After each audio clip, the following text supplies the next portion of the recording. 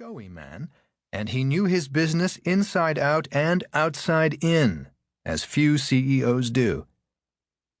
When I approached him about this book, he was candid and said he would think about it with Betty, always ably by his side. I respected that and sent him a lengthy, detailed proposal and some texts from my earlier books, with which he was already familiar. In September of last year, while in the United Kingdom on business, inspecting a chicken processing factory, Betty and Whitney came to our house in Woodstock, outside Oxford, and joined my wife, Beth, and I for a most delightful grouse dinner at the Feathers restaurant, a traditional Cotswold favorite. It was all rather pleasant and conversational.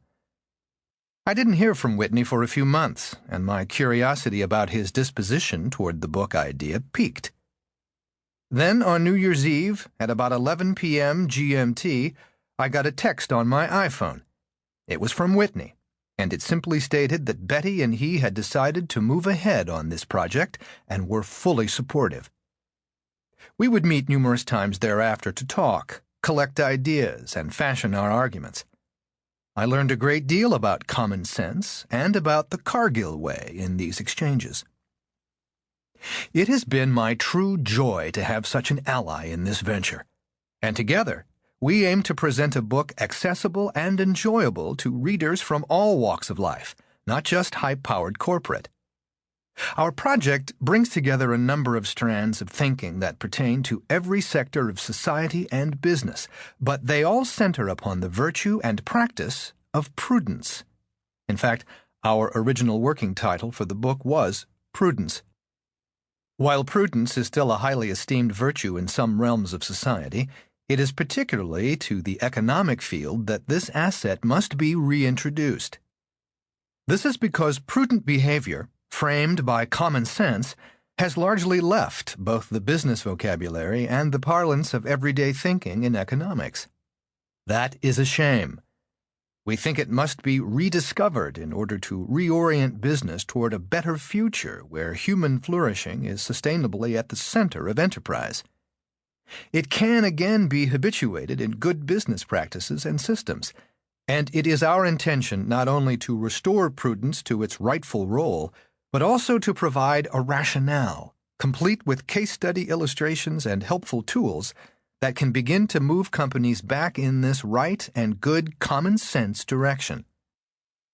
That's why at the end of this book you will find a number of audits, some exercises, and the virtue matrix, which are of practical use to any company, large or small, public or private, in any industry and in any region of the world.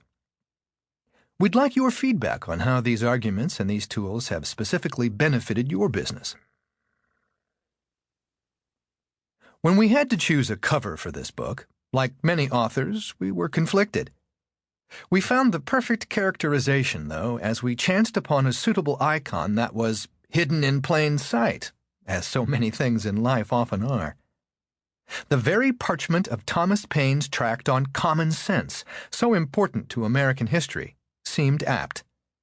It represents both a value firmly rooted in the virtue of prudent, diligent, honest work, and a demonstration of viable stewardship, the American founding. Nothing could be more fitting to symbolize what we believe is still necessary centuries later. Prudent business, based in common sense, that sustainably enriches humanity from sea to shining sea and beyond. This notion of economic stewardship implies a responsibility that humans have been charged with to care for all of the gifts, resources is the word the moderns would use, that we have been given, so as to preserve and pass them on to others and to future generations. In essence, it all boils down to trust. We humans, even in our business lives, are trustees. Theodore Roosevelt Malloch and Whitney MacMillan, December 2016, Wayzata, Minnesota. Obituary for Common Sense, Lori Borgman. Common Sense, a.k.a. CS, lived a long life but died from heart failure at the brink of the millennium. No one really knows how old he was. His birth records were long ago entangled in miles and miles.